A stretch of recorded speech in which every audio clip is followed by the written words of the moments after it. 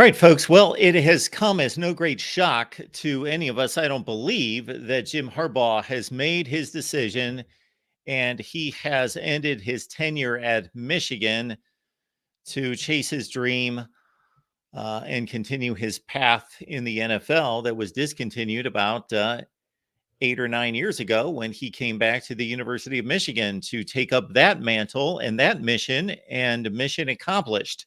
Welcome into the Voice of College Football. Appreciate you all stopping by. I apologize for being a few minutes late. It's been a hectic 4.5 hours as I have been live for 4.5 hours, squeezed in a record, and also have been working on all sorts of other personal issues at the same time via phone.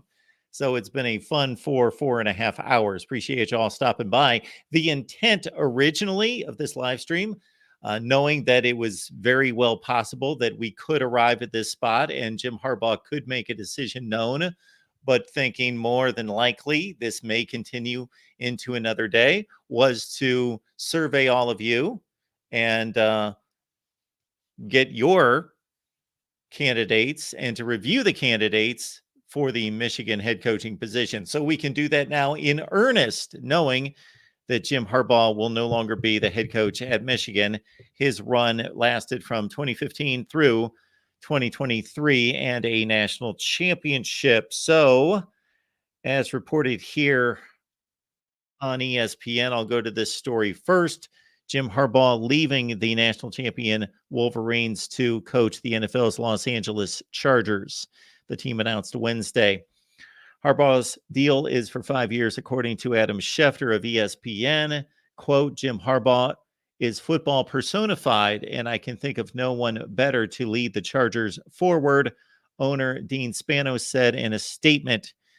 The son of a coach, brother of a coach, and father of a coach who himself was coached by names like Schembechler and Ditka.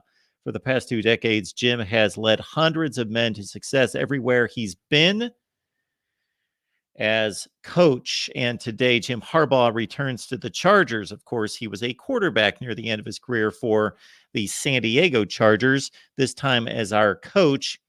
Who has it better than us? I believe Dean Spanos, borrowing from the University of Michigan. And of course, that resonates with the Harbaugh family. They originated that line, I believe.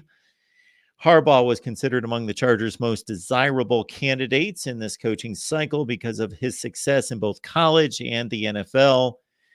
And don't really care to go through the litany of the history because we know that. And again, Harbaugh played quarterback for the team for 2 seasons in 1999 and 2000. The only job you start at the top is digging a hole, so we know we've got to earn our way. Harbaugh said of the Chargers' job, be better today than yesterday, be better tomorrow than today. My priorities are faith, family, and football. And we are going to attack each with an enthusiasm unknown to mankind. It's quite a statement. It's an inaccurate statement, but I get it. He's going at life, faith, family, football, full throttle. But it has been known to mankind. There have been others that have been just as committed to those causes. So, Jim, we got you. Quote, this organization is putting in the work, investing capital, building infrastructure, and doing everything within its power to win. Great effort equals great results, and we're just getting started. It goes through his litany of accomplishments at Michigan and in the Big Ten and getting past Ohio State, et cetera, et cetera. We all know that and can discuss that at length. And then, of course, the litany of issues this season at Michigan with the suspensions and with the investigation and the violations, et cetera, et cetera. And of course, Jim's brother, John, who's won a Super Bowl, ironically, against his brother approximately 10 years ago. And so Jim Harbaugh back with a regular season record in the NFL. If you're not aware, either not as an NFL fan or you just, when somebody doesn't win the championship, and for Harbaugh, that was prior to this season at the collegiate level, or did not quite grasp that Super Bowl championship, there is a inclination by a lot of fans and a lot of fans that aren't understanding of how difficult that is to discount the other accomplishments, but consider that Jim Harbaugh has the fourth best winning percentage in the history of the NFL. It's only 4 seasons, but still, that's it's pretty ridiculous when you think about it. So he went to San Francisco. They were not in good shape, lifted them immediately, 3 consecutive NFC championship games and a Super Bowl appearance. So again, a lot of other information here that we are well aware of and will dissect in regards to his accomplishments and his challenges there at Los Angeles. And we will look forward to the next head coach at Michigan and your thoughts about who that might be. Let's start the phone calls. And we got, appropriately enough, John D'Adamo here, host of our Michigan show on Tuesday nights at 8 o'clock Eastern time. John, how you doing? I'm a lot of things right now, Mark, but not surprised is definitely at the top of the list. I think, as I was telling people, if you rewind the tape about 5 months on Michigan Wolverines Live, we did a show called The Last Dance. And I thought it would be the Raiders. It's the Chargers. Wrong about that, but right about the result. So keep it to Voice of College Football for insight and analysis. And we try to get it right when we can. Somebody can be extremely successful in their field, and just because things didn't quite work out exactly the way that they needed to, but because let's all consider there's 133 teams involved in college football and 65 to 70 in the Power 5, and there's only one that wins a championship. So Jim Harbaugh did an exceptional job at Michigan before 2023. Just all of that hard work, especially what had been reset and reworked since 2020, came to fruition.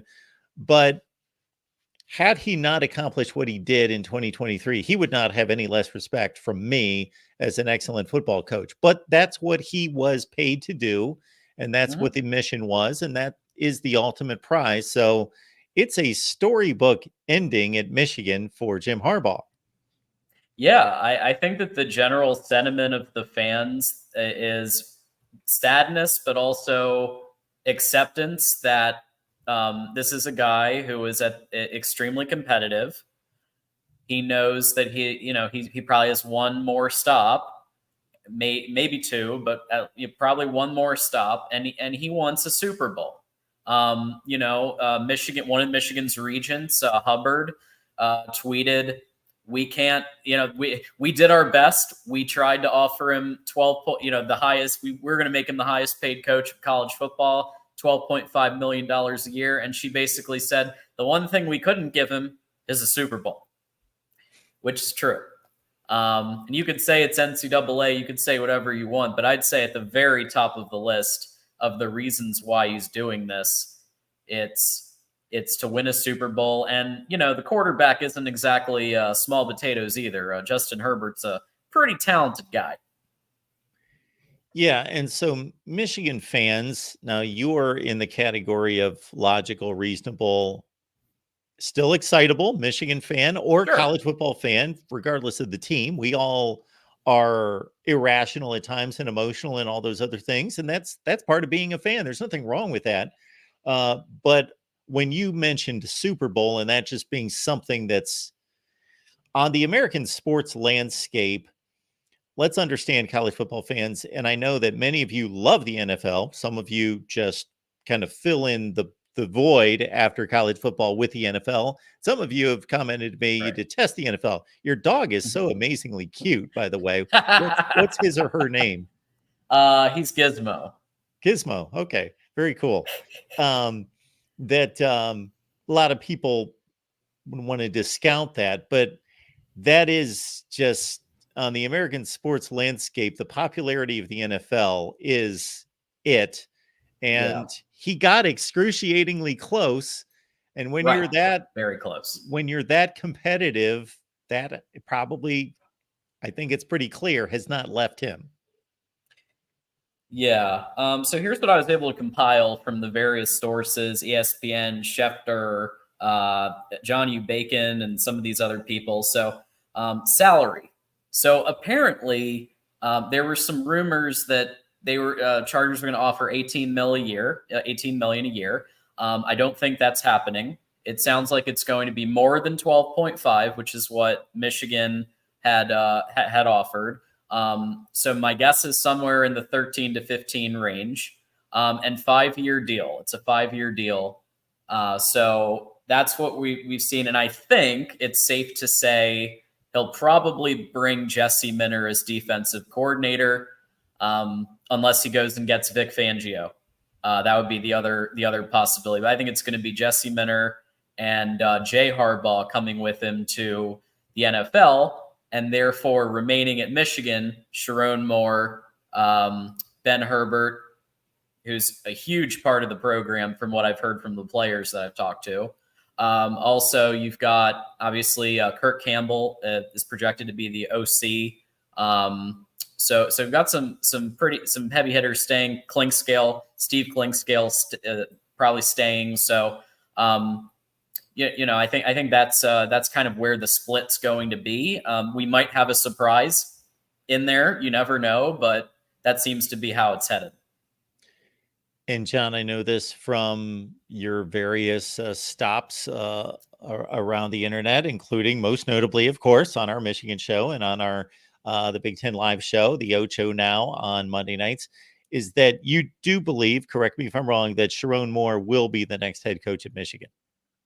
I am nearly certain that Sharon Moore will be the head coach of Michigan. Now, there is a Michigan law that they have to post the job for a week. So if they post it tonight, then Sharon Moore could, I guess, theoretically be announced on the 31st, or maybe they have to wait to the 1st, but somewhere in that time frame. So don't expect an immediate announcement. ESPN did report that he is going to. I mean, they didn't. I don't think they said definitively, but basically, he's getting the job. Was what I got from the ESPN push notification I just got. So I'd say it's very, very likely he's getting the job over some of the names that agents have fed to reporters, like Brian Kelly's agent feeding to reporters that there's interest in Brian Kelly. Well, actually, Brian Kelly is interested in getting a raise at LSU. Let's all understand how these things work. Mark, you've been in media, you've been in sports media longer, a long time, and know the landscape better than any of us, right?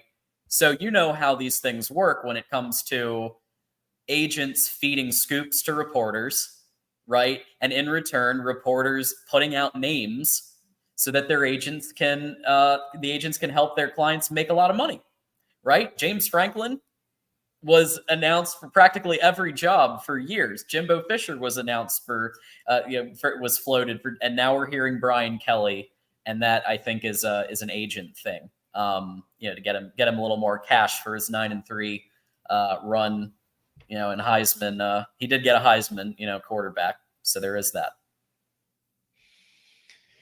But Sharon Moore, I believe, came from you quite a long time ago. Oh yeah. Yeah, that you thought that they were going to go in that direction. Yeah. Yeah. If you remember, they did the musical chairs head coaching in the very early part of the season. So I think that they were auditioning people then. Yep. For the eventuality that most likely they would be the head coach in 24. I think that was they treated it as an audition to see, just like remember Cade versus JJ? They did the same thing for the coaches, I think. Yep. And so they tried out a bunch of coaches, but Sharon Moore was, I believe, the third game, and he did head coaching duties and OC and OL. And then, of course, Penn State, Maryland, and Ohio State. And I think the fact that his performance was 4-0 in that stretch, including top 10 Penn State and top 10 Ohio State, I think that probably put it over the edge over candidates like Brian Kelly, PJ Fleck, Matt Campbell, whoever else you might have in mind as an external hire. But according to state law, the application process is technically underway. So where do I fill out my application? That's a good question. I'm sure that on the Michigan Athletic Department website, you can probably find the head coach role in there, to fulfill the HR obligations and state law obligations. My rooting interest aside, if I could take that job and save them a lot of money, only make, let's say, $5 million a year, I still think that would just be, and I'm not talking about the Michigan job in particular, but just being a college football coach in this day and age, I don't know that I would want to deal with that. I've heard you say that. And I agree. I mean, the NFL seems to be a gig where you don't have to deal with this many donors, you don't have to deal with the glad handing, you don't have to deal with parents, except for like Lamar Jackson's mom. But for the most part, you don't have to deal with parents. And so, yeah, NFL sounds pretty awesome. You don't have to recruit. You don't have to recruit. You don't have to make sure kids are going to class. You don't have to, if they do run amok and they deal drugs or they pick up a DUI in the NFL, the league takes care of that. That's a league issue. They deal with it. It's not, you don't deal with it. It's just, yeah. But Mark, if you want a job as a head coach in football, I would consider the Bob Stoops route in the XFL, or I guess now the United Football League or whatever. He basically coached 3 months and won a championship. So it doesn't that's a pretty hurt good his deal. golf game. Yeah, absolutely.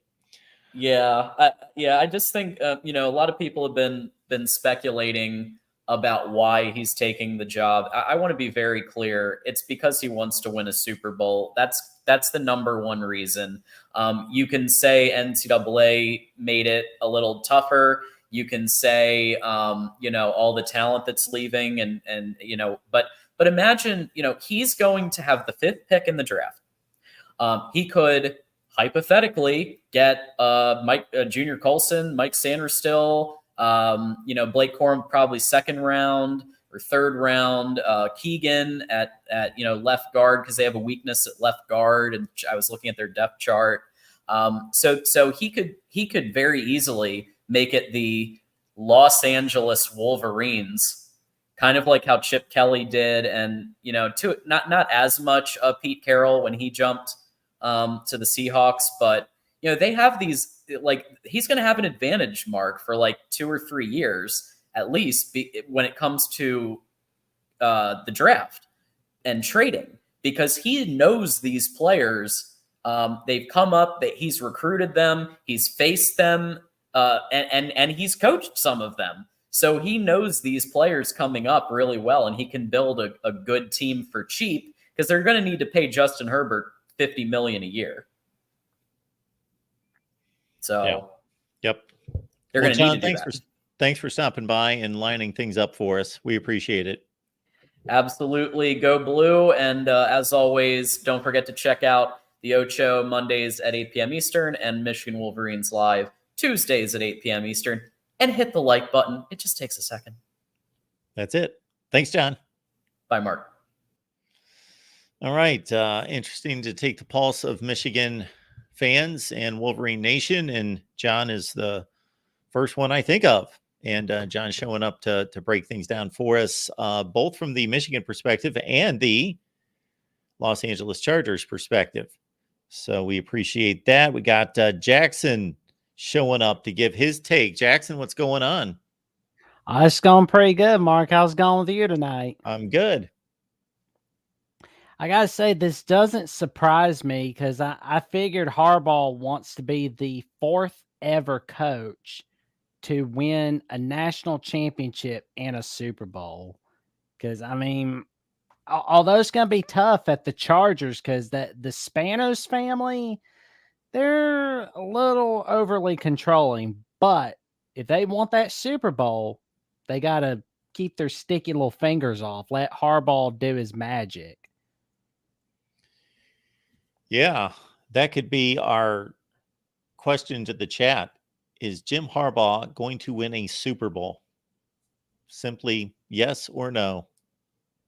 I believe he could. I mean, I Well, I think he believe he could. could. Of Yeah. course he could. Yeah. I don't. Yeah. But I mean, it's going to be tough in the AFC West. But I do suspect that Andy Reid is either going to retire after this season or next season, which I think that's part of the reason why the Chiefs were having kind of a kind of not a great regular season compared to the past few years. But so I'm thinking he picked a good time to become the head coach of the Chargers. And as for Michigan, I think it's great that I think Sherrod Moore, I mean, is going to be next head coach. But like John said, it's state law, so they're going to wait a while, like for the next 7 days or possibly February 1st. I mean, I don't know why I said the 5th, but there is one thing that a first year coach at Michigan hasn't accomplished since 1948, and that's beat Michigan State in their first year. Benny Oh, Osterbein, yeah. okay. Yeah, because that's going to be that'll be pretty easy, but you never know. Because I mean, Michigan State's going to have their first year coach and Jonathan Smith. And that would be pretty cool to see if Sherrod Moore can lead the Michigan Wolverines to third straight victory against Michigan State. And, I figured it was time. Harbaugh figured it's time. I came and I conquered what I accomplished in Ann Arbor. I did what I needed to do. Got the victories over Ohio State. Got everybody thinking of Michigan every time Michigan State is happening every year. Now I got Michigan the Big Ten, and I got them that national championship. So now I can try to go get that Super Bowl. So I'm stating the obvious, Jackson, because you just clarified it for us. But Bo Schembechler lost to Michigan State his first year. Yep, So did Gary 1969. Moeller. Gary Moeller Mhm. did? Okay. Wow. And Lloyd Carr. All right. Mhm. The other guys don't surprise me, but since Gary Moeller and Lloyd Carr, especially Moeller, was so successful right out of the gate with Michigan, so that would have been 1989. That would have been 1980. That would have been 1990. Would have been Gary Moeller's first year at Michigan. They went 9-3. They beat Ole Miss in the Liberty Bowl, but they lost to Michigan State. Okay. Yep. All right. And I know that Bump Elliott from Yes. 1959 to 1968 didn't get that win against Michigan State his first year. So he couldn't get that job done. But that would be that's going to be interesting to see what happens for 2024. I will say it's going to get a little interesting because I'm going to have to rearrange who's going to be first in the Big Ten now for the next 3 years. You are? Yeah, that the little mini helmet collection that I got over here. Yeah. Right now, I got Michigan and Ohio State, Oregon, and USC at the top 4. But I may just have to switch with Ohio State and Michigan and Oregon. I just got to figure out which order that's going to be. Okay. Well, let's make sure that the mini helmet display is correct. It will be. I'm making sure of it. Okay. I always tend to make sure I rearrange it once every 3 to 6 months. Okay. I made sure that Michigan was front and center for our live stream tonight. Nice. There they are. There we go. All right, Jackson. I see that Oregon State's behind Michigan. I like Yeah. that. So that's pretty cool. It's going to be interesting to see what happens for the rest of the Big Ten and for the NFL world and the college football world as a whole. So we don't know what's happening. All right, Jackson. Anything else, sir? That's about all. And it's just want to wish everybody a happy Wednesday and stay safe and stay warm. Don't go outside. It's cold. All right, our buddy Jackson stopping by, and let's take our next call. We got Nick on the line. Nick, what's going on? Hello, Nick. Nick, are you with us? Hello, Nick. The link is in the chat. I apologize. I did not leave it in the description section of the video. I have been scrambling for the last 5 hours, folks. We did a transfer portal show. We did Florida State right after we did Miami. We're on this one. We did a record in the middle on NIL issues and the Florida State investigation and penalties there from the NCAA. And in the meantime, a few other things have happened in life. So I apologize that the link is not there for you, but we will drop it back in the chat. Hello, Nick. Are you with us? Okay. Otherwise, we will take your comments and questions there. Ryan is here. Hello. Good to see you. I got to say that this might be a little anticlimactic because Sharon Moore is... It appears, I agree with John. I'm not going to be flabbergasted if he doesn't get the job, but I do think that they're going in that direction. I am a bit surprised in recent weeks how many of you as Michigan fans have stated that you are happy that Jim Harbaugh is moving on, that you're tired of the yearly NFL interview cycle. You are tired of not recruiting as well as you might otherwise. I'm surprised by that because of the results being what they have been, especially for the last 3 years. We got the real MVP here on the Voice of College Football. Hello, sir. Hey, Mark. How are you doing this evening? I am doing just fine. How are you? I'm doing great. You know, Mark, I'm going to take this more from an NFL approach because I don't care about Michigan as much as I care about protecting the kingdom, Mark, of Kansas City. And today is just a fantastic, fabulous day, Mark, because Jim Harbaugh wants to win a Super Bowl, Mark. So you know what the most logical and smartest thing to do is go to the division with the currently the best NFL dynasty maybe of all time in the Kansas City Chiefs, with the best quarterback maybe of all time, with maybe the best coach of all time. Does that seem like a smart decision to you? Well, you just made 3 claims that are arguable, of course, and you did say maybe, so I'm not going to jump on you for those because they all can be debated one way or the other. I wonder if that entered his mind at all. Or I wonder if he is just so supremely confident that even if it entered his mind that he just thought, hey, I am who I am and we can do it and let's go. If that's the case, then arrogance is a word that comes to mind, Mark. I mean, Kansas City has laid absolute waste to everybody in their division.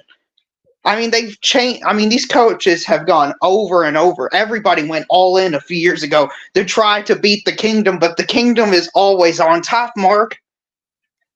Yeah, And Jim, so that Alex Smith to Pat Mahomes transition took place in what, 2017, 18? something along those lines. Yeah. So now we're looking at, as you mentioned to me the other day, shooting for a 4th Super Bowl in 6 years. I think it'd be third, Mark. Third Super Bowl in 6 years. This is the 6th straight win, but they played in another one. Yeah, they lost to Tom Brady. Yes. Okay. Which, no shame in losing to Tom Brady, the greatest quarterback to ever play the game. Yeah, I just think that maybe this also fuels Jim Harbaugh to be able to take on the dynasty, or it just didn't even enter his mind. I think it would enter most people's mind in his position, and they would actually even more than just entertain it, they would seriously consider it. But I don't think he's wired like that. Well, he should, because if he wants to win a Super Bowl, he's got to get through us, Mark. I mean, Kansas City's won their division 8 straight years in a row. Yeah, They well, beat the Broncos 15 straight Sure. times before losing to them this year. Yes. Well, he would have to get through them regardless. Maybe. In some fashion. I mean, I always hear the Buffalo Bills are just this amazing team that's always going to beat the Chiefs, except the problem is when they play on the field, they can never beat us, or how Joe Burrow is going to be this great quarterback. Except usually when they play us, they lose. So it's just, I would try to avoid the Chiefs. I would go to some other team where it would be easier to beat them.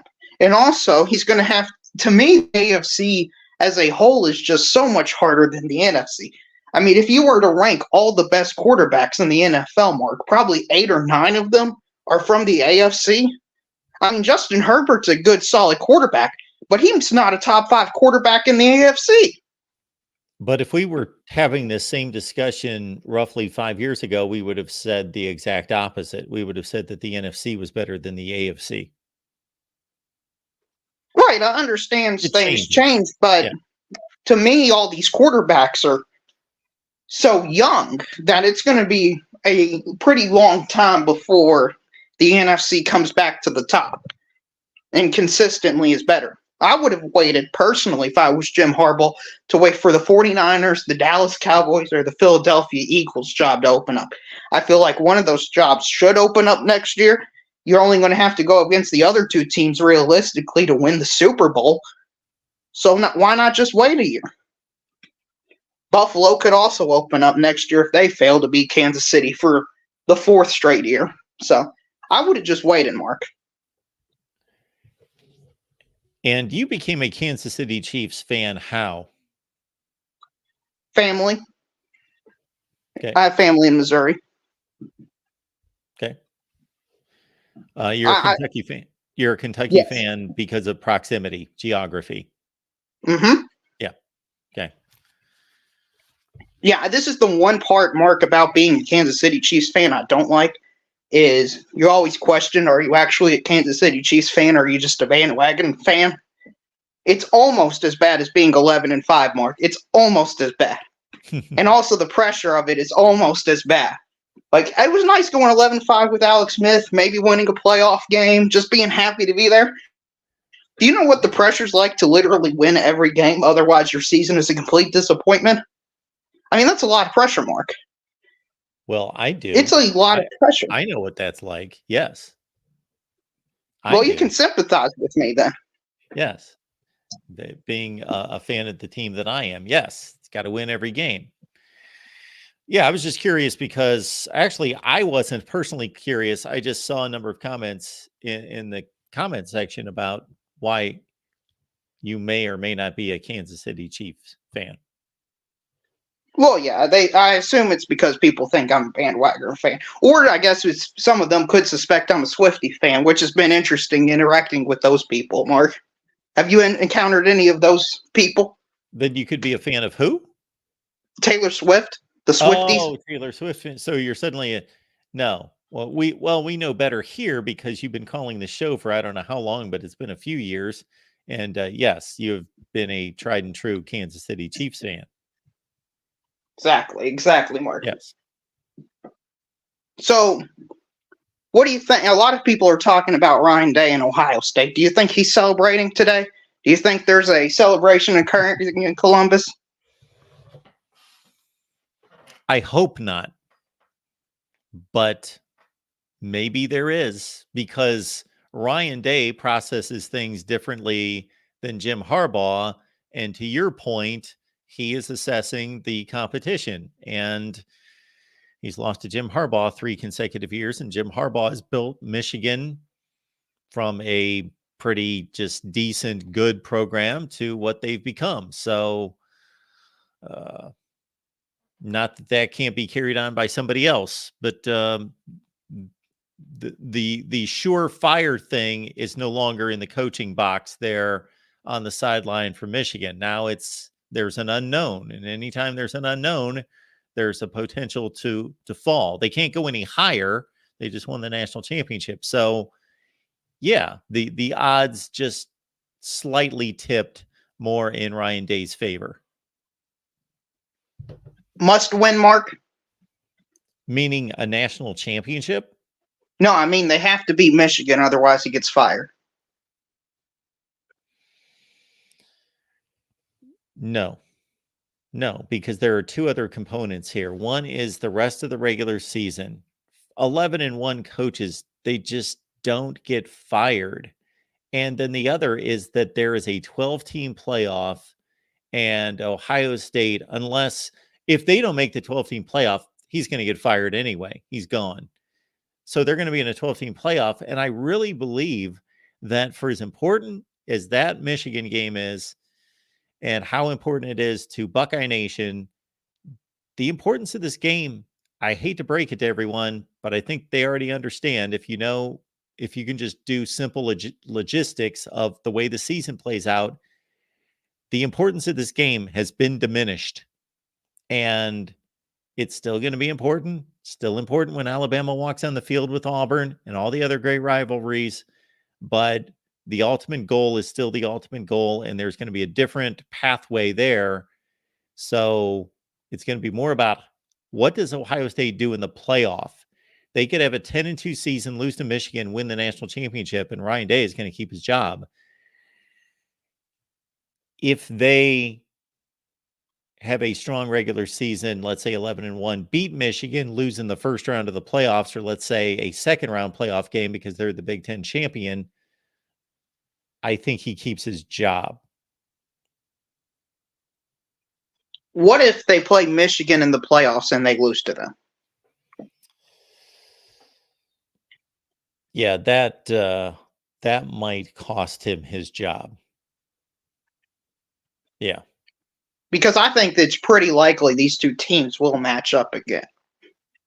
One team has to be the 1 or 2 seed, and the other team's going to be what, the 6, 7, 8 seed at worst, assuming they go 11-1.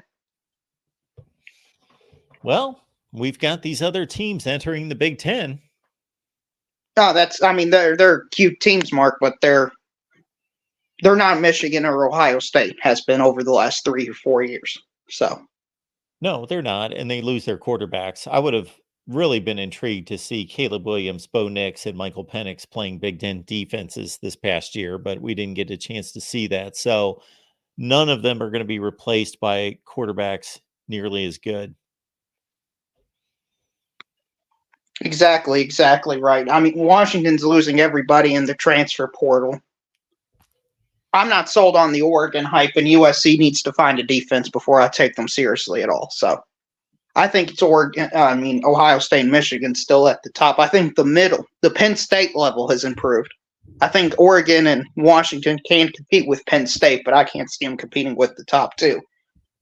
The only thing I can see, Mark, is, all Michigan fans tell me they've got the best development in the country. Well, to me, Mark, if you take away the top guy, don't you think some of their development is going to be lessened? Sure. This is going to be a test in a number of ways. This is going to be a test to see if what Jim Harbaugh's built can be sustained. And that's not his problem. That's not his responsibility.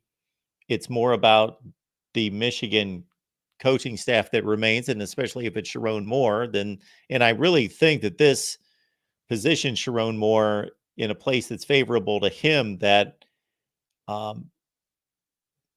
based on what they accomplished last year and based on how much he had a hand in it as a head coach, positions him well to keep this job, because I think that the powers that be believe that there's something tangible there that they want to keep a hold of. Yeah, it's just to me, I know I'm going to get hate for saying this, Mark, but to me, all it was last year was just a giant fluke, an admiration. So if they recruited better in the top 10, I would feel more comfortable about it. But the problem is, Mark, the transfer portal opens up for 30 days now. And if they lose 2 or 3 key people from the 2024 team, they're going to take a serious hit. Yeah, they will, because they're already losing substantial talent to the NFL draft. Now, let's back up here. When you said fluke, do you truly mean a fluke or do you just mean an aberration? An aberration. It's something I don't think can be replicated again. It's an outlier. Okay. I'll take that. A fluke, I take that more as, come up with a crazy upset that shouldn't have happened and that the App State, conclusion of it- Michigan. Yeah, something like that. Stanford, USC under Pete Carroll. In that, yeah. Obviously, they went out there and proved it 15 times. Right. Okay. Let me put it this way. That's this season, what we saw in college football, I don't think is going to be replicated over the next 10 or 20 years. Okay. An undefeated Power 5 conference champion will not be left out of the playoffs going forward. A 12-1 Georgia team that loses to Alabama by 3 is not going to be left out of the college football playoff. And an 11-1 Ohio State team is not going to be left out of the playoffs going forward. Yeah, this is all true. They're all going to be there. Yeah. And I can make a legitimate argument. 2 of those teams are 2 of the 3 best teams in the country from a power rating perspective.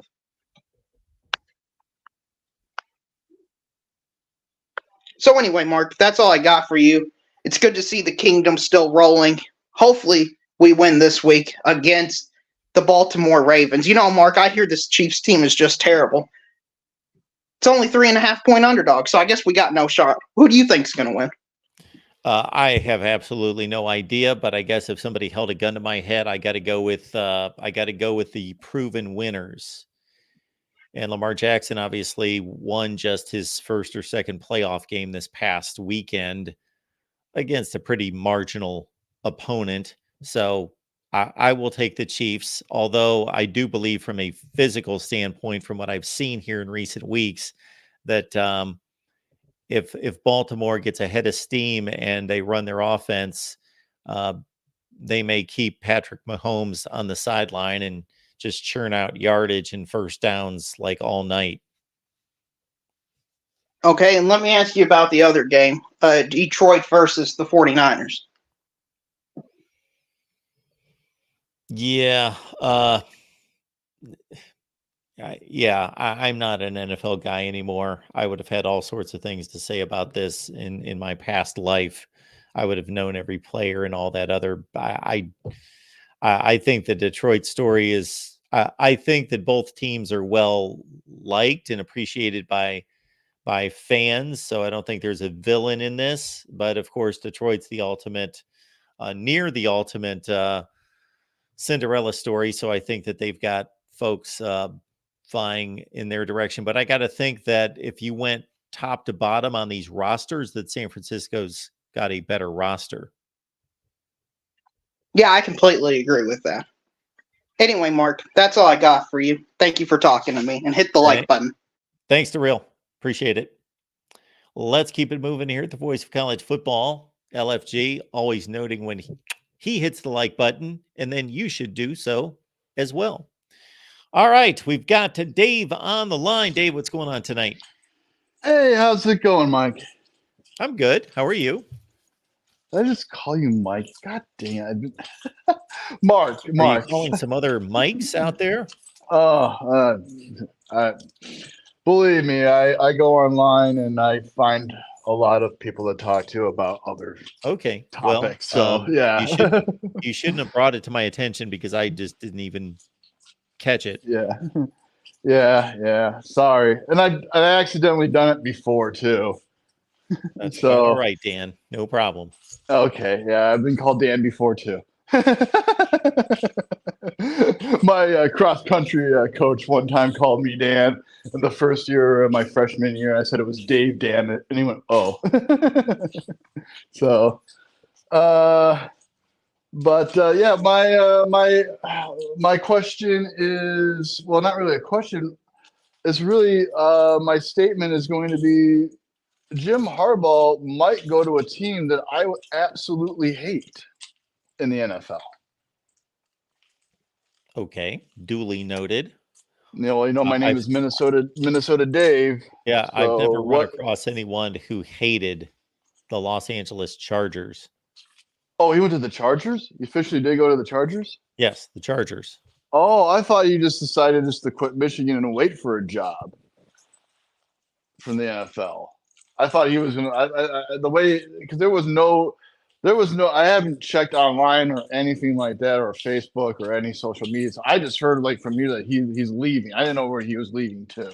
Okay, so you thought that Jim Harbaugh was going to quit his job at Michigan and just without having another job? Yeah, I guess I thought he was in, like, I knew Green Bay fired their coach. I thought maybe we got a job at Green Bay or something like that. That's what I was trying to. Okay. No, none of your division rivals, Chicago, Green Bay. No, the Los Angeles Chargers. All right. Well, that makes sense, because I knew he would either go back to another California team or stay in the Midwest. But yeah. Oh, shoot. I'm surprised he's leaving. I'm really shocked. Oh, okay. I'm shocked to I thought, okay, he's won a national championship with Michigan. He keep this going for years. I thought he was Michigan through and through. I thought he would leave the year that the Vikings tried to grab him. If he didn't leave then, he wasn't going to leave Michigan for a long time. So that's the way I felt. But yeah, that's pretty much it. Okay. Yeah. He is going to the Chargers, and yes, he did pull the trigger. Yep. All right. Oh, well, it sucks for Michigan, because now they're stuck with did they hire somebody? Or did they hire someone from the staff or anything like that yet? Or Well, according to Michigan state law, as was communicated to us by our guy John, they've got 7 days that they have to have take care of who they hire. Resumes, all of that business. No, they have to have a search. They have to have a open application process. Okay. All right. But Sharon Moore, their offensive coordinator, is most likely the guy. All right. Well, I don't have much else to say about this. So, hey, Dave. Okay. Thanks for being here. See you later, Mark. All right, let's keep moving here at the Voice of College Football. Let's try Nick again. Nick's just been hanging out, and we've tried him a couple times. Nick, how you doing? Hello? Okay. Maybe Nick accidentally called us or something. All right, next up, we got Sean on the line. Sean, what's going on tonight? Oh, not much, Mark. How's it going? Doing just fine.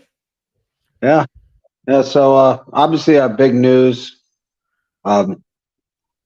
Buckeye fan here, and I don't know. I'm conflicted over over this news here. I really, really, really wanted to beat Harbaugh one more time. I mean, like him going out on a 3-game winning streak against me. Especially when I think certainly I think they had. That shouldn't have happened. Like there's not a big gap between these programs, and it's just, I mean, it's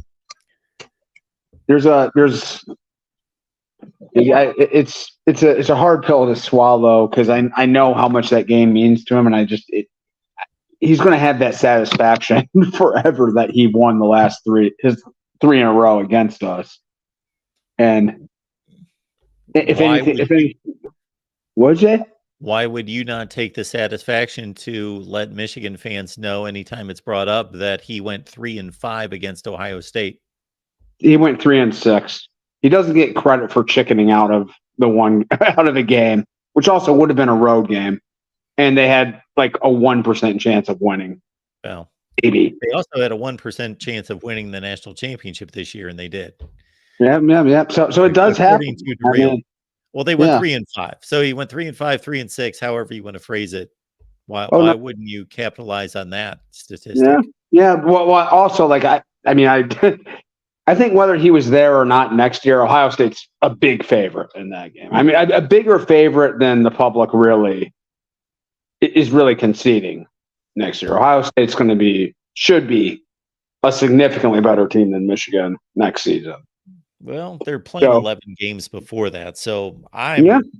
I'm not gonna say that yet. Yeah, it's a long way away. It's a long way, but generally teams that replace their entire offensive line take a step back. Sure. I mean, like that's like that, especially a program like Michigan, where it's about that's as important of a unit as they have on their team. So, yeah, it's interesting though. I mean, yeah, and like you said, a lot of Michigan fans, I know a lot of them feel a lot of relief, oddly, over this. I mean, Harbaugh, I feel like they feel like they've had some games being played by Harbaugh. Harbaugh seems to like wear a lot of people out over time. I know I don't understand that. I guess because people are more emotionally involved than I am, and I used to be that emotionally involved at one point. So I get that, but otherwise my rationale would be this guy took over a 5-win program, he elevated it, he got stuck, he reworked it, revamped it, reset, boom, 3 straight Big Ten championships and the national championship. Why would I want this coach to leave?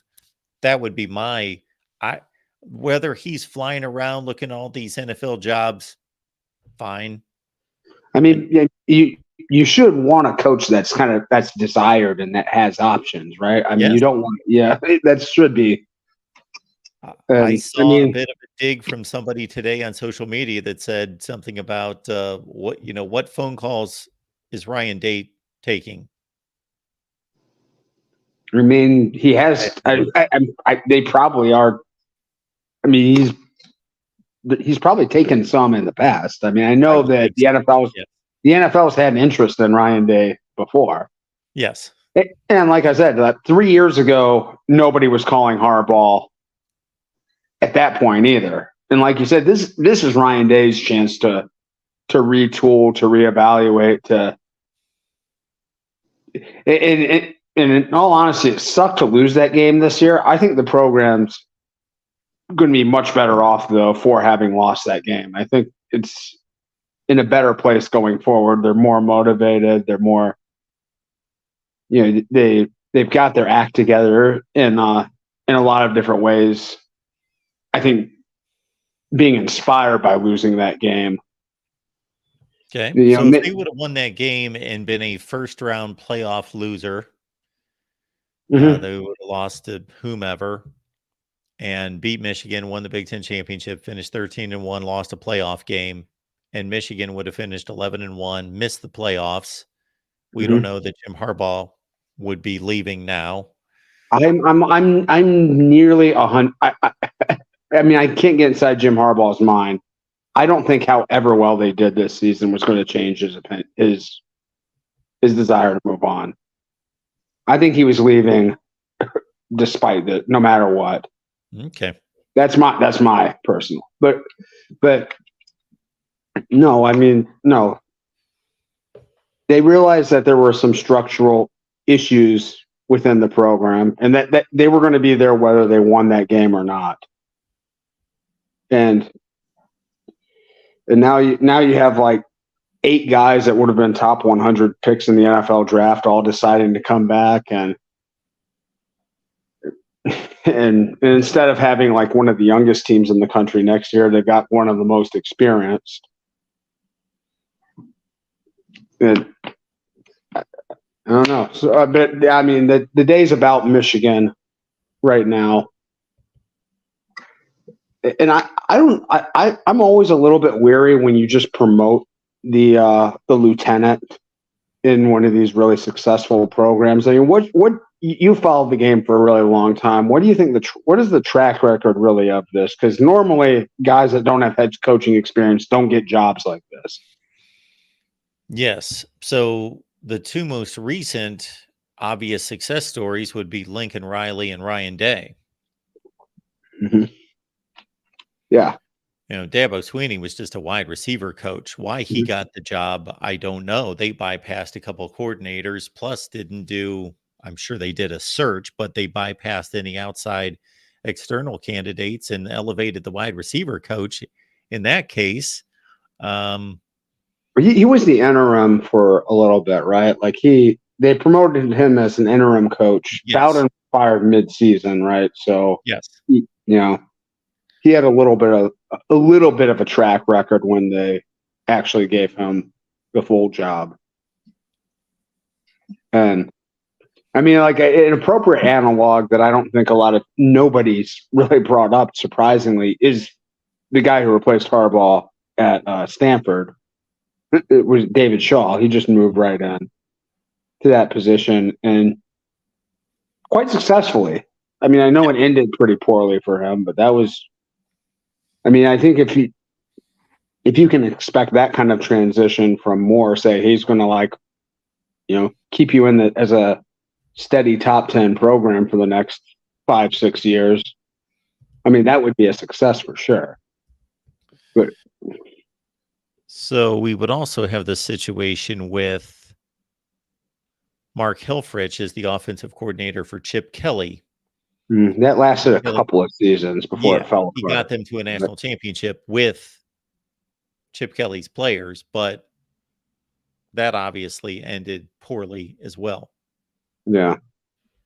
I mean, if he is the coach, like I said, I think Michigan takes a little bit of a step back. I think they would have with Harbaugh next year, but they should be about a 9-3-ish team, I think, next year. And he's got the infrastructure in place, and he kind of knows how the business is done. So he doesn't have to change a whole lot, and they should still be pretty successful, I think, over the next couple of years.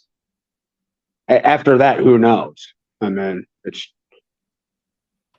I also wanted to remark on this before I went off. I know that the Brian Kelly name was floated around, and I don't take reports of him being a candidate all that seriously.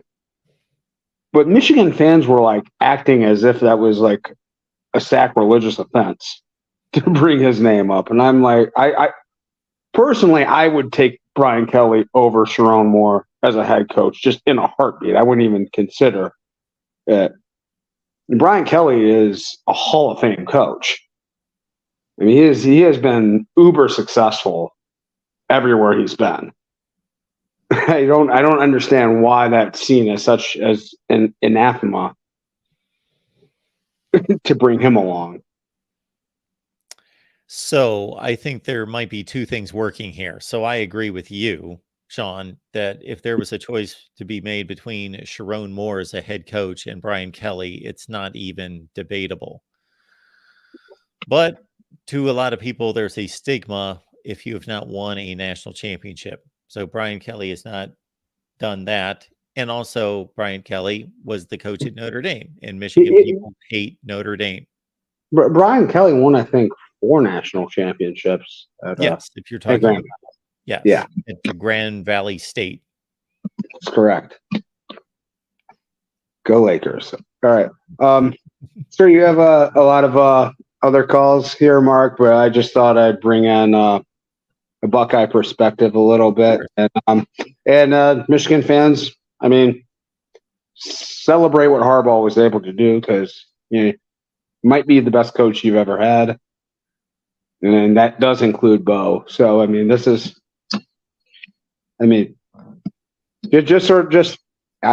cherish what he was able to accomplish for you guys, and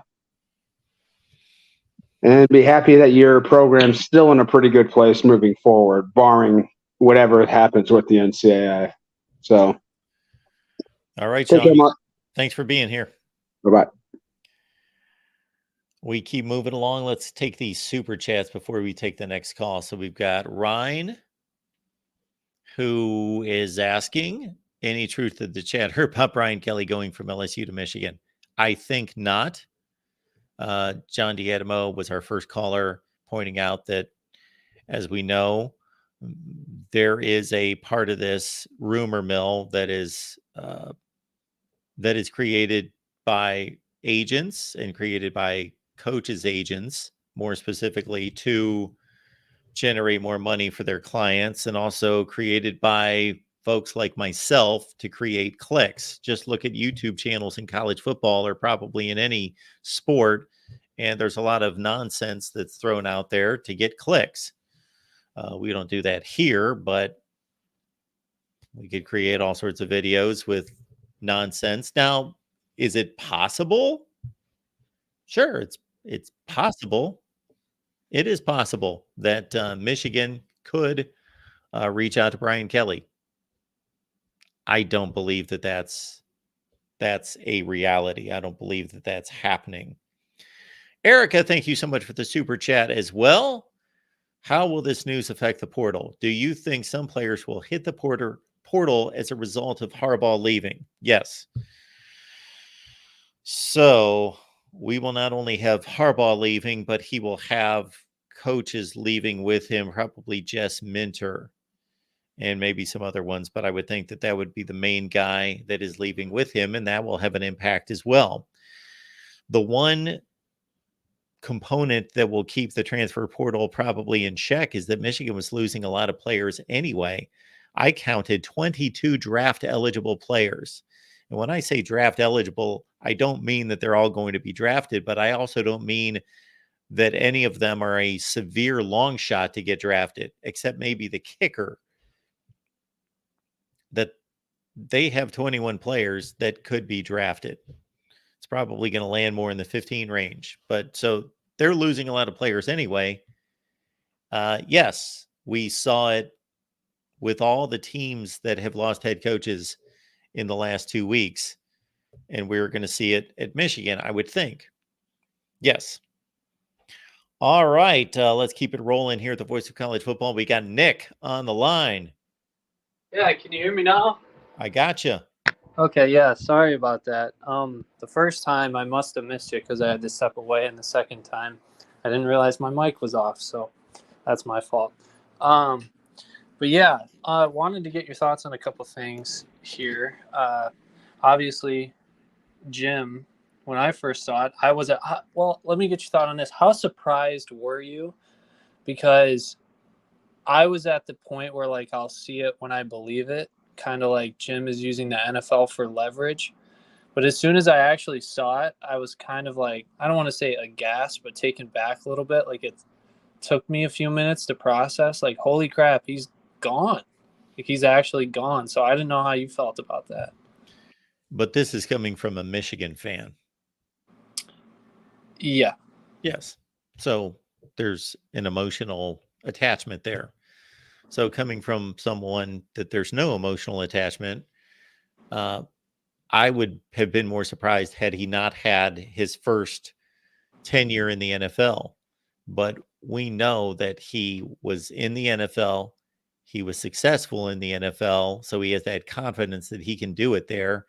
But he did not complete his mission in the NFL. So that's always been a component that has been not just reasonable conjecture, but he is actually, Jim Harbaugh has substantiated that that's part of his thought process. So that's why this never in any way surprised me or took me off guard of him looking at NFL jobs. And rarely does anyone, I can't think of anyone now. There may be people out in the work world that go on job interviews just for the hell of it, but I don't believe that there are college football coaches that go on NFL jobs with that mindset. I think they're obviously seriously. It's serious. We're talking about a huge elevation in the industry and the competition and everything. And even though we've got a college football gathering here, let's make no mistake about it. The NFL is the NFL, and the NFL is king, and the NFL runs the American sports landscape. So it's a prize. Yeah. So I was more surprised. That's interesting to the perspective.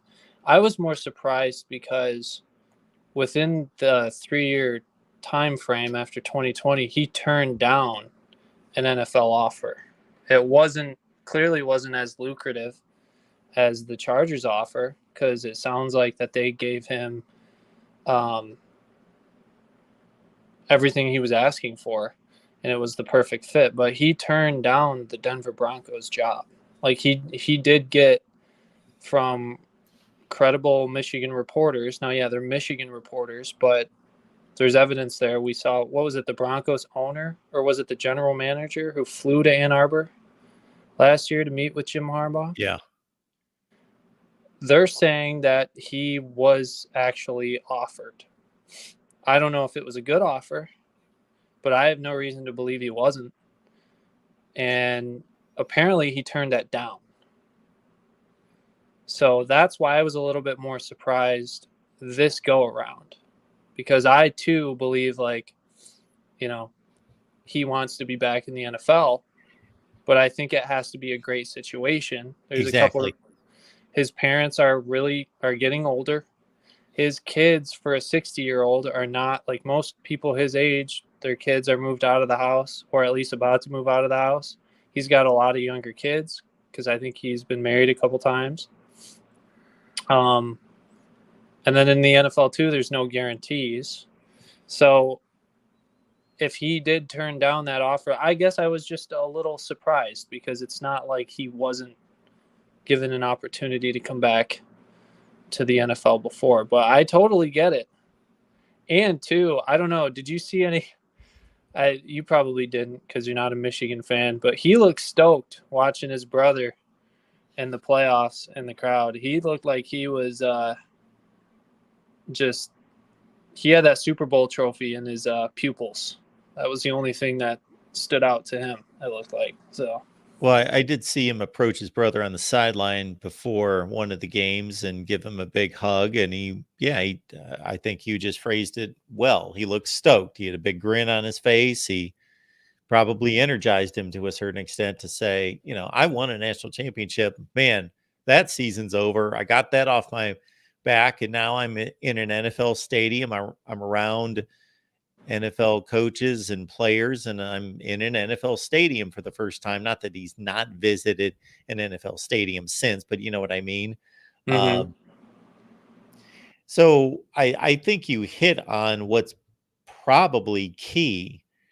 I don't think it's the contract offer. Of course, that had to hit a certain point, had to hit a certain level, I would guess. But I think for any of us that have been on a number of job interviews, and I've always taken, early in my career, took the tack that I just wanted a job, and whatever job somebody was going to offer me, just needed a job, get a job. But the more you're around and the more you're comfortable with yourself and the more you have goals and aspirations in mind, the more, at least I've taken the tact that I'm interviewing them as much as they're interviewing me. I've certainly turned down a lot of jobs because it just didn't seem right. There was some kind of vibe, some type of something was said, something was uncovered about the operation that I didn't like or didn't think was going to be a good fit for me, and made a decision that was outside of the money, that I wasn't going to take that job. So I'm sure that's what Jim Harbaugh was looking for at the NFL level. Yeah. Yeah, I agree. Do you think that it's now college football will obviously move on, but do you think it's a negative for college football to lose Nick Saban and Jim Harbaugh essentially at the same time? I do. I think that the players are the superstars on the professional level. Aaron Rodgers, Tom Brady, Pat Mahomes, etc. We know Lamar Jackson. They are the stars. The coaches, you have to be Bill Belichick, Mike Tomlin. I know that he's a big deal and he's accomplished a lot, but there are just very few guys that really resonate and are national, just recognizable names to the average individual. It's a star-driven league on the player level. In college football, the coaches are the stars. And that obviously is perpetuated by how long they can stay at their jobs versus the players moving through the schools so quickly and moving on. And now you've got, as soon as you said that and asked that question, I thought of somebody that I know who knows nothing about college football, who I don't even know personally. I know them from them having a YouTube channel and them watching me once in a while just because it's me, because they're watching me. They don't care about college football and they just are interested to see what I'm doing. And made the comment to me that they don't know anybody in college football except Nick Saban. And Jim Harbaugh, to a certain degree, the same thing. That, yeah, college football is losing star power. There will be people watch games that just know, oh, that's Nick Saban, that's Jim Harbaugh, and will leave the game on. Yeah. And of course, college football, as seems like life works sometimes, loses Harbaugh right after he wins his first title. So we won't know what his I don't know, what would you call it, swan song would be, or what his next move, what his next act would be, if he were to stay. Or no, that was his swan song. Sorry. Yes. Okay, so yeah, next, I wanted to just kind of go over something real quick. Yep. Because I heard a few other callers, an Ohio State fan, and then just some what I like to label resident Michigan haters, the real MVP. Sorry about that. I had something in my throat. So let's go back to understand something real quick. The key to Michigan's, and I've heard multiple people say this, they don't understand what player development means. So there's a couple factors if you're a Michigan fan and you followed along. One factor is obviously the strength and conditioning program, greatly improved. The head of that program is Ben Herbert, which I think you know, and Yep. most people know. And I think he'll stay at Michigan because, in my belief, maybe you disagree, it would be a job downgrade for him to go to the NFL in the same employment capacity. I believe strength and condition. He's paid like 1.6 million, $1.5 million in Michigan right now. Do we know what strength and conditioning coaches make in the NFL? I looked this up. Maybe it's inaccurate, but what I read, it was 500,000. Okay. Well, and then on top of that, you need to consider in college, the strength and conditioning coach arguably has more time with the players than almost any of the other coaches on the staff. So their role in a college program is much different than in the NFL, because when you get to the NFL, a lot of the players, from what I understand, have their own training programs, their own coaches. Yes. They bring everything with that. You just stated. Yes, everything you just stated is dead on and exactly why there's a difference. Now, I didn't know anything about the pay. I've never even given that a thought, but exactly what you just stated. We're talking about professional athletes and they're looking out for themselves. They know that their time is short and their window of time to make this kind of money is extremely short, and they're taking care of themselves. Whereas, you're talking about gathering up high school athletes from all over the nation who may be taking care of their nutrition or they're not, or who knows how they're arriving on campus.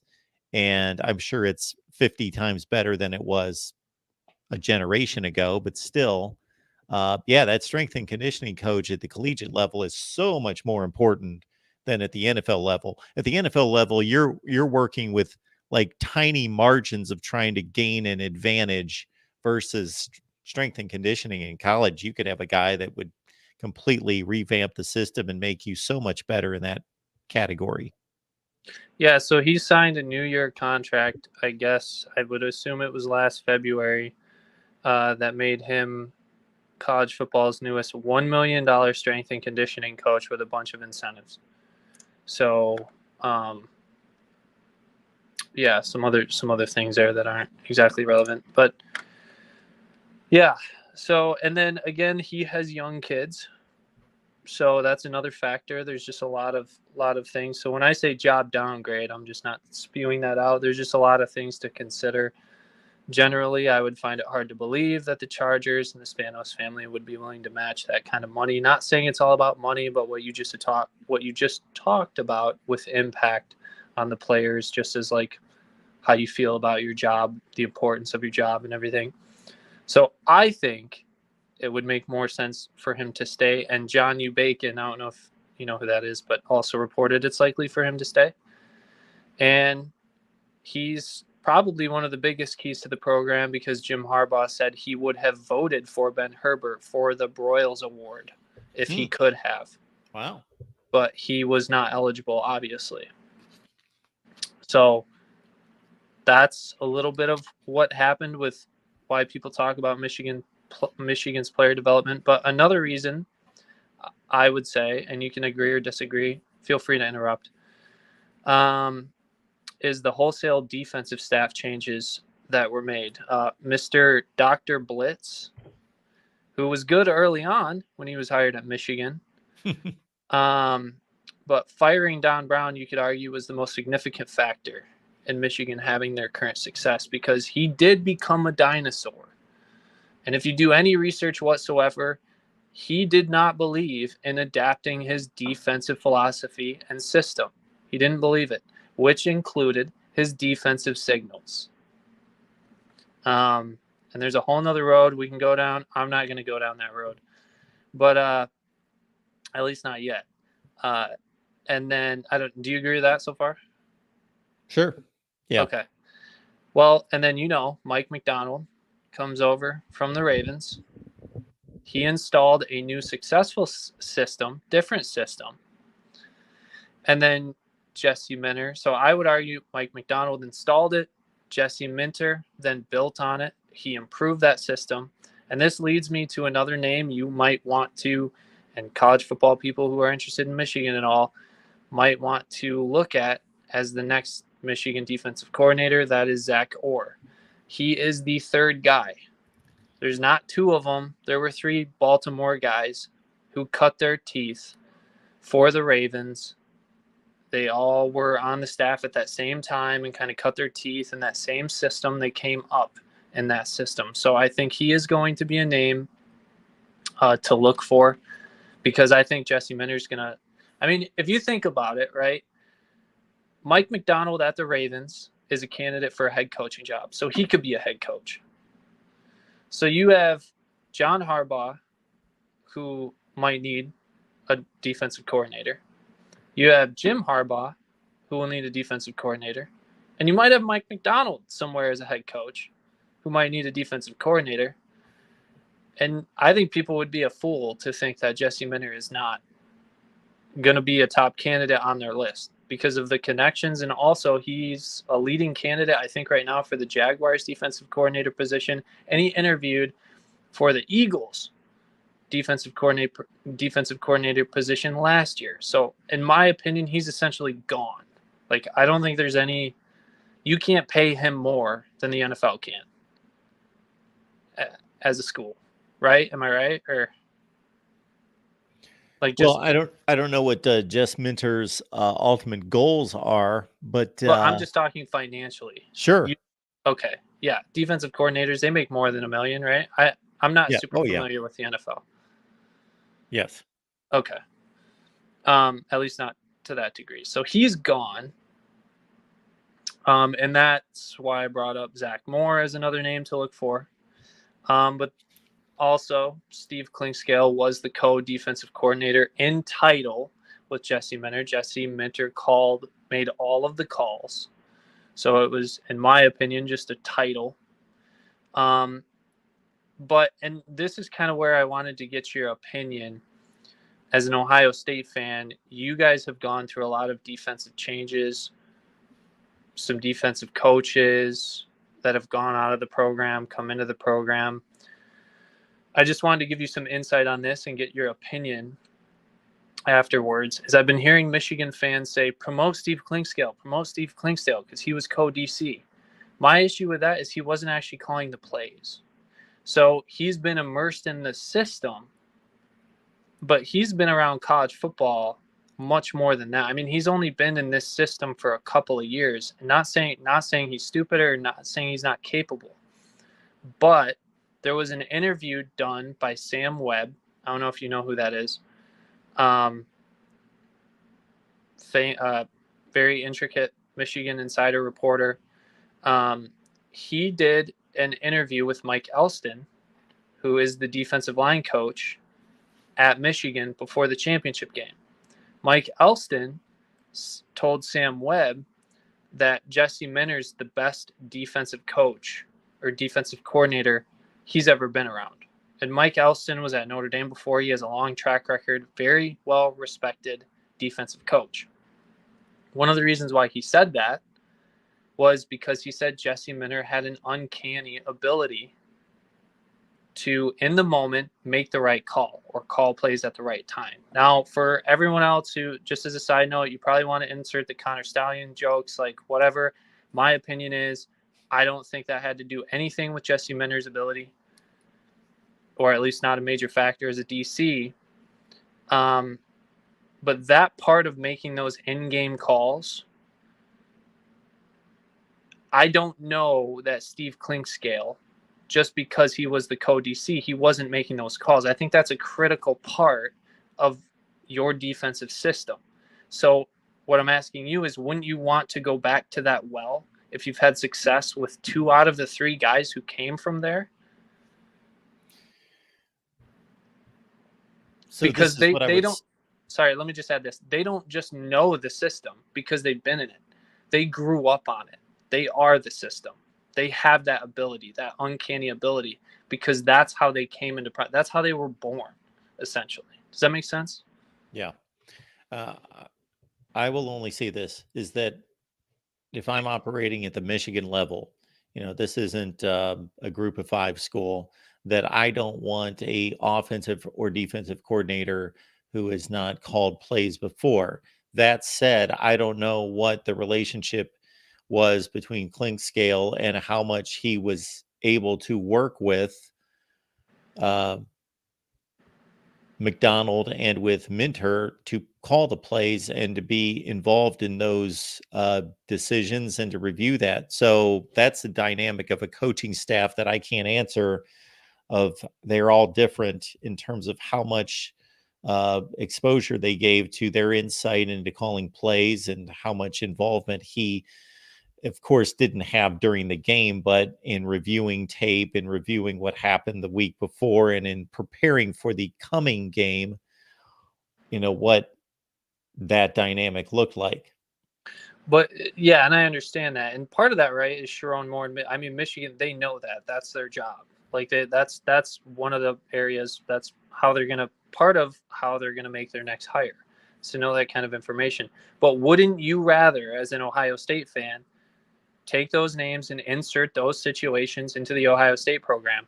Wouldn't you rather take that risk, even if you didn't know all that? Wouldn't you rather take that risk on with a guy who is essentially in the same role, who's almost a mirror image of the other 2 that you've had tremendous success with, rather than a guy who, yes, he was there for that success, but his background does not involve this particular defensive scheme. It's not something he grew up on. Not saying he can't be a good defensive coordinator. I'm not saying that.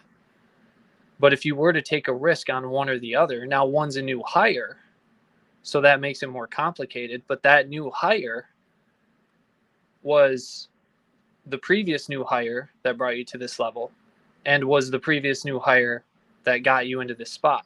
The previous 2 names, Jesse Minter and Mike McDonald. Who would you rather take? I don't know. Does that make sense? Yeah, it all makes sense. I'll answer it this way, in somewhat of a generic way that could be applied to a lot of different situations. That, first of all, we don't know so we see the finished product.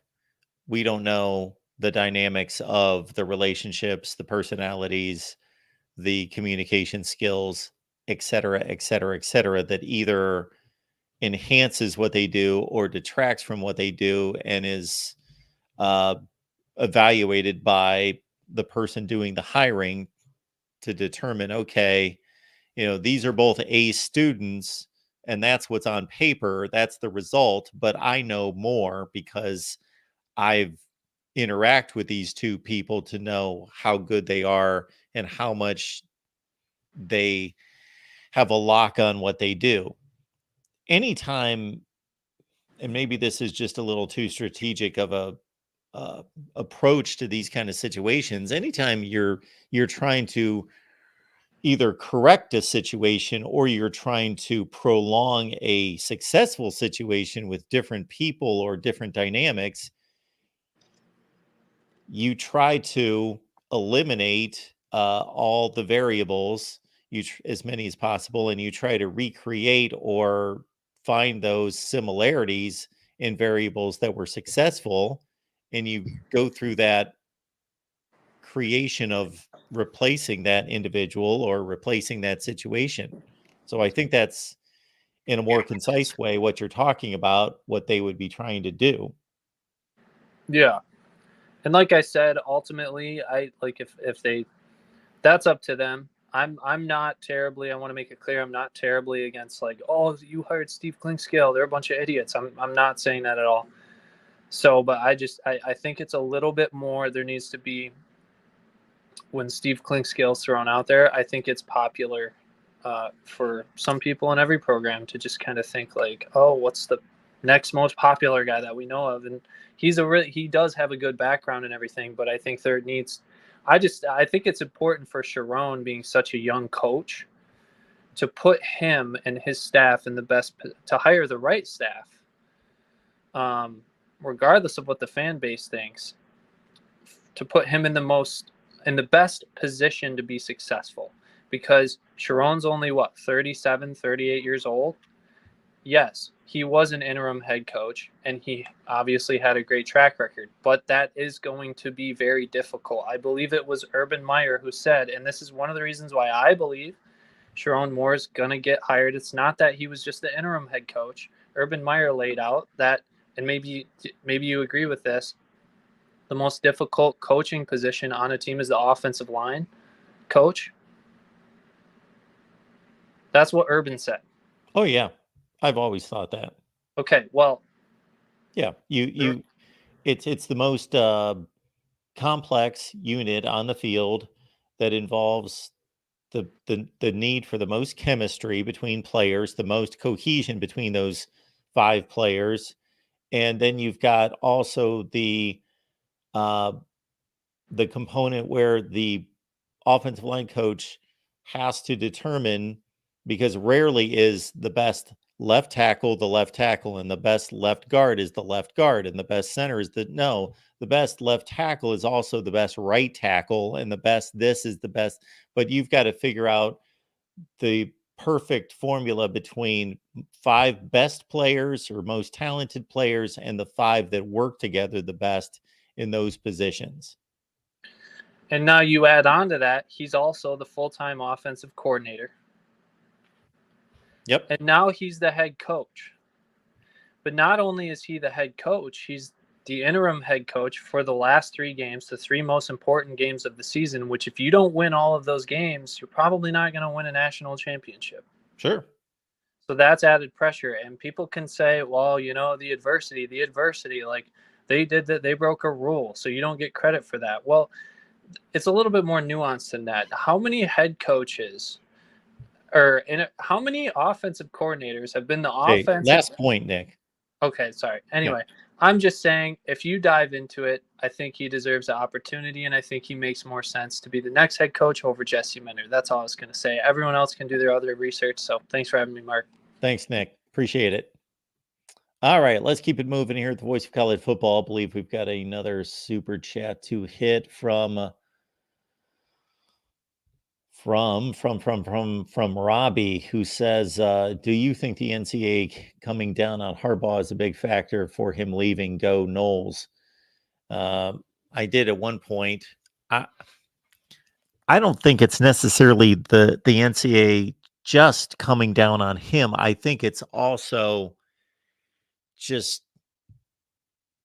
having the NCAA around, just working in a profession that gets more and more difficult and has to be more and more aggravating with every change to the sport. It becomes more difficult for these coaches. It becomes more taxing. The level of difficulty, and I'm not talking about the level of the opportunity to succeed, because that's the same in both the NFL and college football.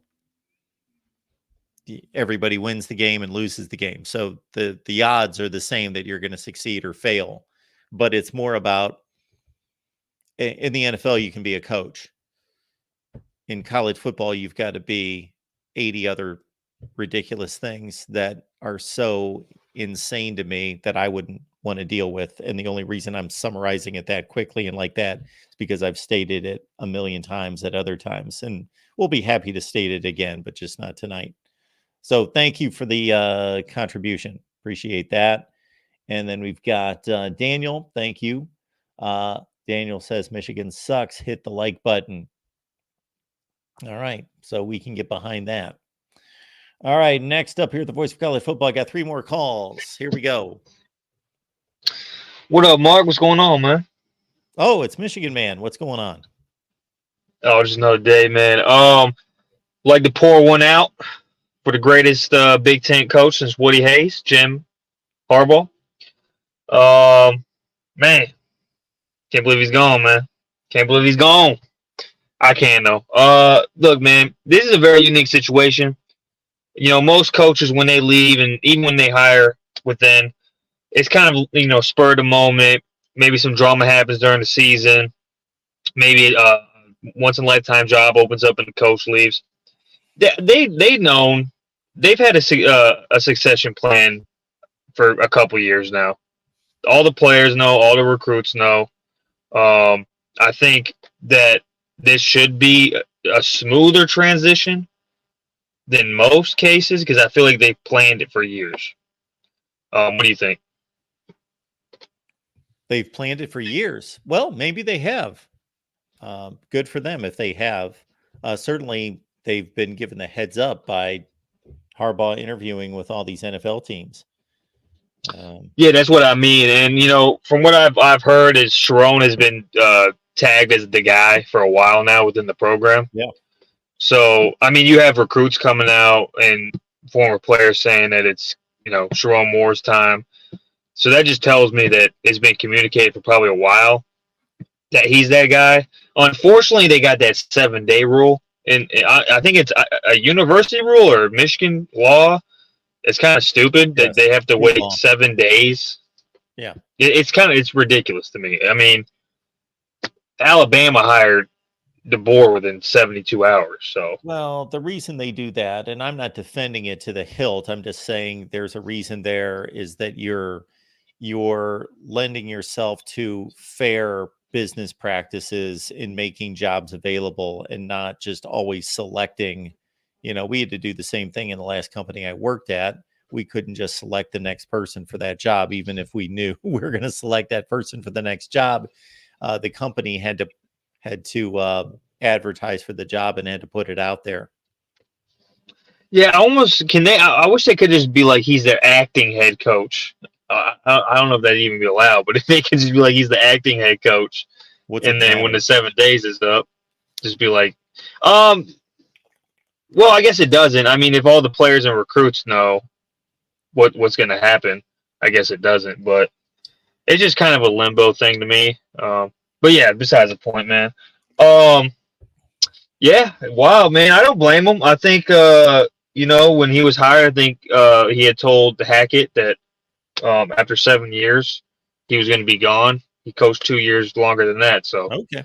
I don't think anyone's surprised that he's going to go chase his dream of getting a Super Bowl and being one of very few coaches to win both a national championship and a Super Bowl. And like I said, I think he's the best coach in the Big Ten since Woody Hayes. So if you look at what he took over, if you look at these past 3 years, no Big Ten coaches ever won 3 consecutive undisputed Big Ten titles, capped it off with a 15-0 natty, and he did it, frankly, with less talent than most teams could ever dream of doing at that level of success. So I put him up there, and appreciate him. And Sharon Moore, you up next, man. We got the battle of the third base coaches coming to a theater near you. There it is. We got There it third is. base Day, and we got third base Sharon Moore. We're going to see who's the better third baseman.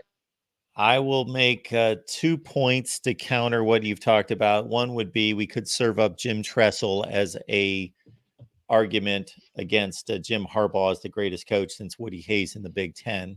We could make that argument. You could. My counter to him is I know he took over for John Cooper, but Cooper was recruiting still at the top of the sport. They were still winning 9 to 10 games. He had the luxury of going against Rich Rod at the end there. I think Michigan was on the decline with Carr. He didn't have to. Compete, or he didn't have to go against this level of Ohio State to win the Big Ten. Or the Michigans he had to play weren't at the level of Ohio State that Harbaugh had to play these last 3 years to win the Big Ten, and he didn't have to go through a playoff. That'd be my count. And he had more talent. Also. And then the point that I will make concerning what you were talking about, which makes total sense about not wanting that gap for a week to put some doubt in players' minds and have them possibly run to the transfer portal. I would just think that it should be imperative for the people in charge, Ward Manuel first and foremost, and to communicate to the players, this is Michigan state law. We have to adhere to this. So understand, and if you love what we've got going here, just hang on. You've got 30 days to enter the transfer portal and to look elsewhere if that's what you so choose. But just for the next week, just let's stick together. Let's be here together and see this through. And then you can make a choice. They just need to clearly communicate that to the team. Yeah, if they clearly communicate, look, which I think they have. I think it's been communicated for a while that Sharon's going to be the guy. That communicates stability, because the one complaint I do have of Harbaugh these last 3 years, and you've heard me say it, is his constant flirtation and taking interviews with the NFL, in my opinion, has hurt recruiting. Arguably as much, maybe not as much as NIL has, because these are young kids who are trying to commit the next possible 3 years of their life to a coach, and they don't know if he's going to be there longer than 1 year. So I think that's actually one area that could improve under the next coach and should improve under the next coach is recruiting. I'll say that. Hey, man. All right, man. Have a good one, man. Pouring one out for my guy. Appreciate it. He does make some good points about Jim Harbaugh being the greatest coach in the Big Ten since Woody Hayes. This is what I do. Regardless of how much I believe in that statement, I'm going to counter just to create a bit of a debate. All right, we got 2 more calls. Keep in mind, I've been sitting here for 6 hours and 18 minutes. So I sat down for our transfer portal show at 4 p.m. Eastern time. I've been live ever since. Transfer portal show, Florida State show, Miami show, record in between, and now this. So I am so ready to eat. I can't even describe it. All right. We've got Adam here. Adam, what's going on? We cannot hear you. Can you hear me now? Yes, we got you. All right. Thanks. And I promise I'll keep this short. No, you waited. So take your time. I don't, when I say things like that, I don't mean to rush people. I'm just stating that. So. I guess I just have a few brief points. But first, I would ask you, if you were the coach of Alabama this year, what do you think your record would have been? If I were? Yeah. This past season? Yes. That's a great question. Because I made the statement the other day on our Iowa show that, and I'm only about 20% kidding when I say this, and I know it's more difficult than I make it out to be, but that if I was handed the Iowa offensive playbook like a month before the season started, to get comfortable with it based on what I know about football, which is not at a coaching level, but we're talking about the worst offense in college football by like 25 yards per game. They're atrocious that I could just call plays and they should be able to execute and score more points and amass more yardage than what they currently are. So maybe we would have lost the LSU game and lost the Auburn game. And I don't know, I guess maybe I could go 8-4. I think you would have gone 11-2. I think you would have had the exact same record. And another question I have is, why did Michigan lose to TCU last year and then a year later beat Alabama? I guess the point I'm trying to make here is that the head coach is not as impactful as people think. The head coach, I mean, there's been empirical studies saying the head coach amounts to about 20% of the impact on college football outcomes, and that a subsequent coach has a subsequent coach actually does equal to, if not better than the prior coach. Because, I mean, think about it. Most of these games are decided by 1 or 2 plays. Do you really think the head coach has that much of a difference? No. What matters is the actual and apparent talent of the players and the intangibles that they bring to the game. So, of course, head coaches have impact on recruiting, but what makes a great team is the players. And as I would submit that if you were at Alabama, you would have gone 11-2. And I would submit that the reason Michigan lost to TCU and beat Alabama was not because of the coaches. And it wasn't because of the development by the coaches either. It was because of the players banding together and being a team and deciding themselves to work their asses off to be a national champion. And I think the players are where it's at. And that's why I would submit to you that if you're choosing a college to play football at, you want to go where there's a team and there's great players, because coaching is only going to take you so far. And I know a lot of people will disagree with that, but I don't think Harbaugh's departure, just like I don't think other coaches' departure, is that significant. What I think it affects is the perception of the program. But at the end of the day, like I said, you would have probably had the same record as Nick Saban, and there's a reason why they lost to TCU and beat Alabama, and it wasn't because of the coach. And players need to be focused on the fact that, like a study at MIT suggested, it's only a 20% impact, and a study at Duke suggested that, in fact, the next coach is equal to, if not better than, the prior coach. It's the players who play and the players who win, especially when these games are decided by 1 or 2 plays. So I think we're overblowing it, and I just wonder what your thoughts are on that. Well, so you can imagine that I am rummaging. This caller is on drugs. Okay. I'm sorry, what's that? I'm sorry, I looked at the comment saying the caller is on drugs. Yeah, well, Adam calls all the time, folks, and he knows what he's talking about. Just because you don't agree with him in this particular time, Adam calls all the time. He's got extremely smart takes on college football. I would say that this is the one that I would agree with less than the others. I would say that, as you can imagine, I'm rummaging in my mind all sorts of examples that fall on both sides.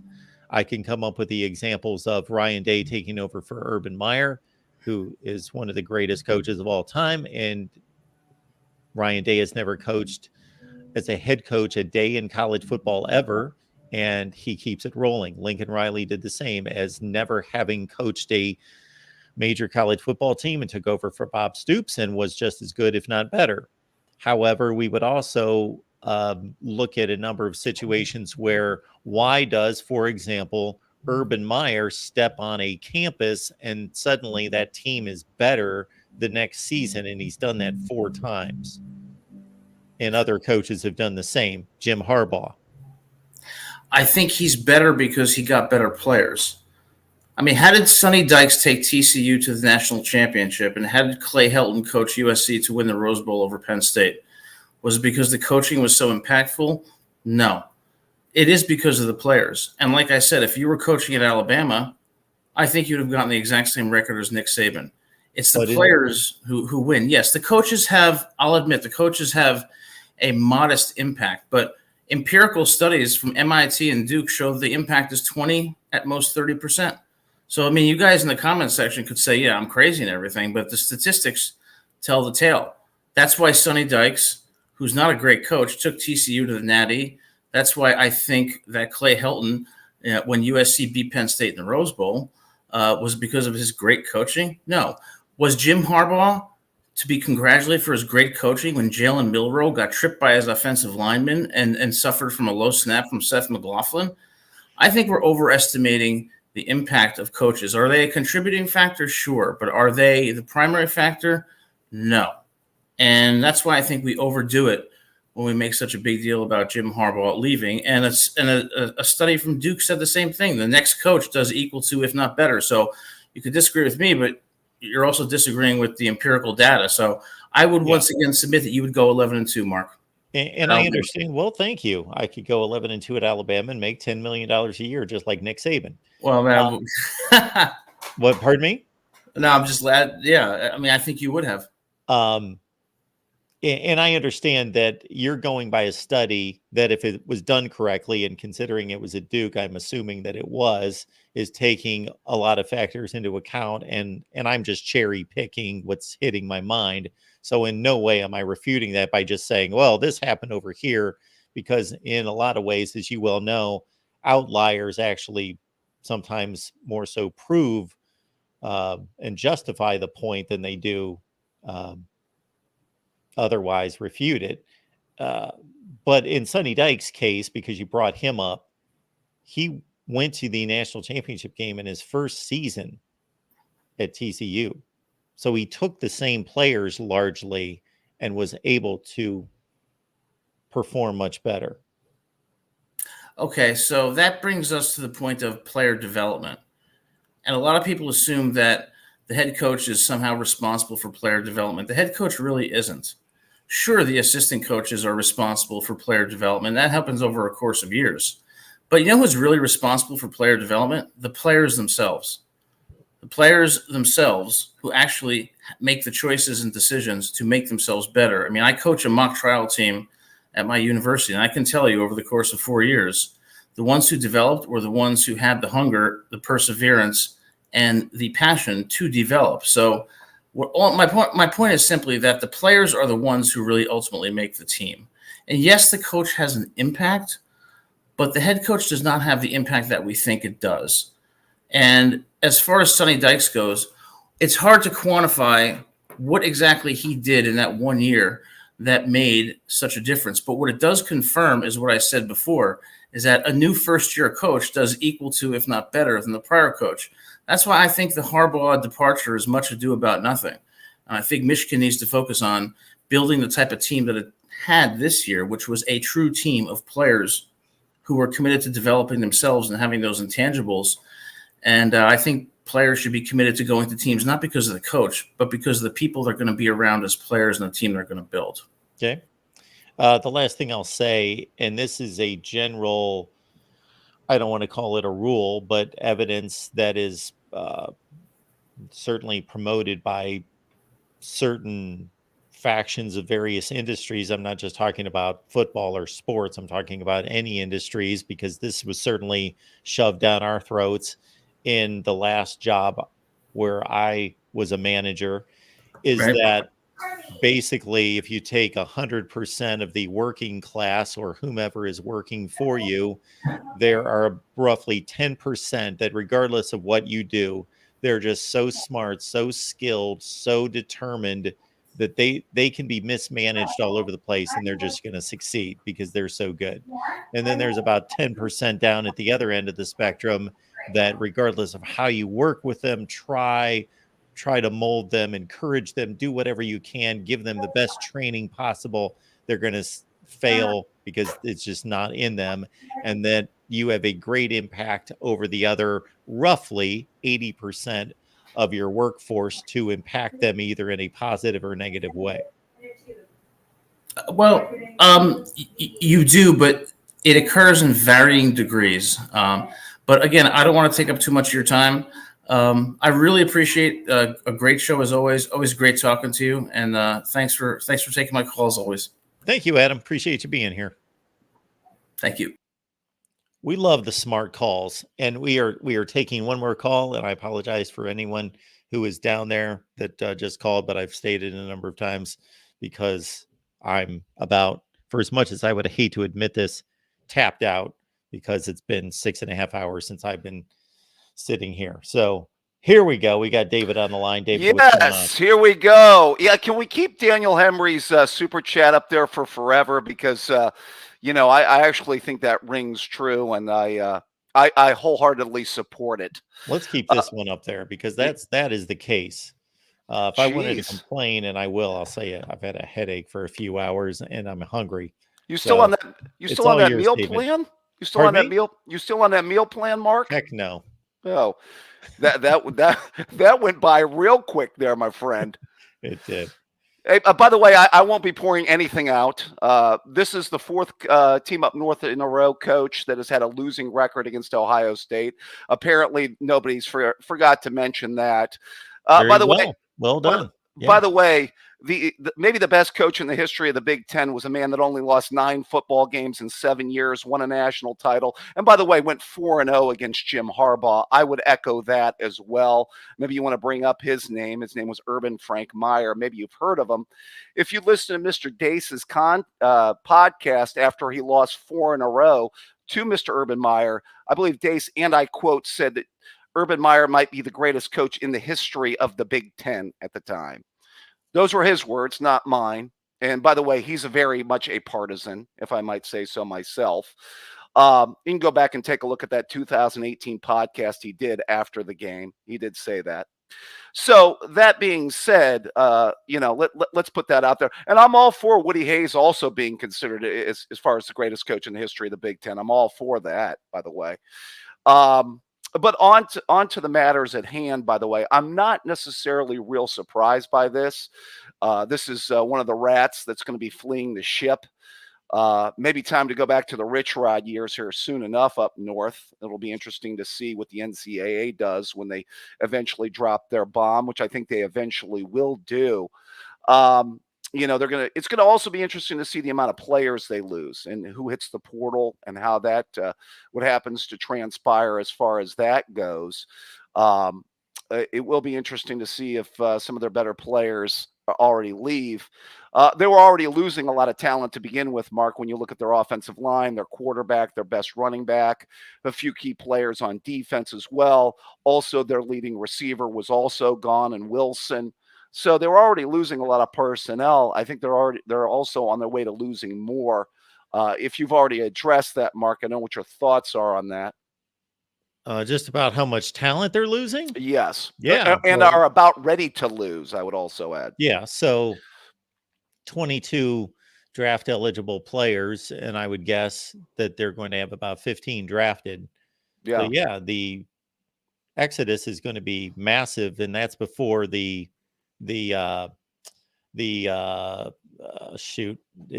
on here way too long to be thinking about anything. So anyway, yes, they're going to lose a lot of players, and both through the transfer portal and the NFL draft. And I've stated a number of times how I would approach if I was in the Michigan administration to keeping those guys around.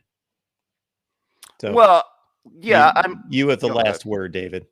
No, I find it interesting. I think that a lot of those players were going to be there. They built up for this one big year, as we've talked about, and they said that to begin with. And by the way, their schedule wasn't going to get any easier next year. Also, I would also add that, they don't get any cupcakes in the non-conference like they had this year. So it's going to kick up next year. That's for sure. And they were building up for this year. I think Jim Harbaugh, in many ways, we can always see he was looking for an escape route. I would also add, Mark, he's always been a guy to me. People always talked about Urban Meyer kind of, only staying for short periods of time. He was only at Florida for 6 years. He was at Ohio State for 7 years. Harbaugh's stay in the NFL with the 49ers was what, 5 years? 4. Was it 4 years? I was 11, 12, 13, 14. Yeah, 4 years. And I believe, Mark, if I'm not mistaken, he did not have a very good relationship with Trent Baalke on his way out the door, who, by the way, drafted a majority of those players that he won with and almost won a Super Bowl with, if I'm not mistaken. I don't know what you remember as far as that goes. Oh, well, yeah, he would not have been shown the door had he not had a rocky relationship. He only had one bad season. Okay. Do you think that they, from what you're hearing from the TTUN fan base, would they also echo he has that same relationship with Ward Manuel? Oh yes, that's pretty well documented. I know Dace has been more so the guy that's told me that. Yeah. Yeah, I also I've felt that to be the case too. I've always felt that COVID was a big reason that it saved his job, along with his last name, as I mentioned to you before on that podcast. I think if he would have gotten beat down in 2020 and gone 0-6 against Ohio State at that time, I think there's a very good chance, Mark, he might have been shown the door. Dace was already looking for replacements at the time, including other Team Up North fans were already showing him the door at the time. It's interesting if we would have had a normal 2020 season, what would have transpired that year, Mark? Yes, we will never know. I do think, by the way, I will be interested to see what he does at the next level. I will add that the Chargers are one of the plum jobs that are open, by the way. Maybe the most plum job. I don't know. I know it's the NFL, Mark, but I think he's probably stepping into a fairly talented situation with the Chargers. Yes, I have no idea. I Well, don't know anything about it. he's starting out with his most important position intact. Let's just add that. I mean, Yep. having Justin Herbert's a top tier quarterback, and there is some talent on defense, and they've got a little bit of skill on offense that are going to help them. So, All right, David.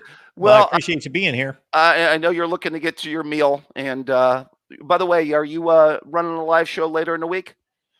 Oh yeah, we will be back many times. Absolutely. Okay. Get those Ohio State 2024 National Championship shirts printed, Mark. We're We looking understand forward to that.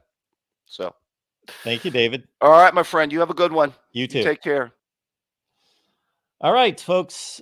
We do appreciate you being here at the Voice of College Football, and I think we have taken care of everyone. And thank you so much for being here. Jim Harbaugh is no longer the coach at Michigan. The next coach will most likely be Sharon Moore, and we will, of course, be here to discuss it. Which, David and the previous Michigan man caller brings up an interesting one about greatest coaches in the history of the Big Ten. There might be a video there.